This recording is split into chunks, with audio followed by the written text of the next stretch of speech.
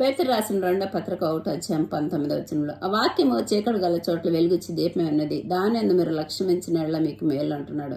ఆదాము తినొద్దన్న ఫలం తిన్నాడు, జేపు వెలుగులో నుంచి నువ్వు మన్నే కనుక మన్నైపోదు అంటే మరణం ద్వారా చీకట్లోనికి వెళ్ళిపోయాడు. షాలేం రాజు మెల్కిసెదెకు రొట్టె ద్రాక్షారసం తీసుకొచ్చాడు. అతడు నిరంతర యాజకుడైన యేసుక్రీస్తు ప్రభువారు మెల్కిసెదెకులాగా మన కోసం మరణించి చీకట్లో నుంచి పునరుద్ధానం ద్వారా జీవ వెలుగులోని చేర్చాడు. నువ్వు నమ్మితే ఆ వాక్యాన్ని యుగయుగాలు నీకు రక్షణ.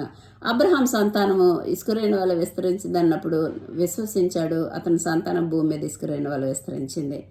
నీతో చెప్పింది నెరవేరే వరకు నేను విడవనని యాకోబు ఆ వాక్యాన్ని విశ్వసించాడు. పాత నిబంధనలు 12 గోత్రాలు, నూతన ఎరుషలేములు 12 గుమ్మాల ద్వారా ఆశీర్వాదం పొందుకున్నాడు. దావీదు మహారాజు నీ రాజ్యం నిత్యం నిల్చుంటుందంటే విశ్వసించాడు. యేసుక్రీస్తు ప్రభు నిల్చున్నంతకాలం అతను ఆశీర్వదించబడతాడు. కాబట్టి అదే వాక్యం ఈ రోజు నీ యొద్ద ఉన్నది. నువ్వు విశ్వసిస్తే జీవ వెలుగు, విశ్వసించకపోతే మరణం.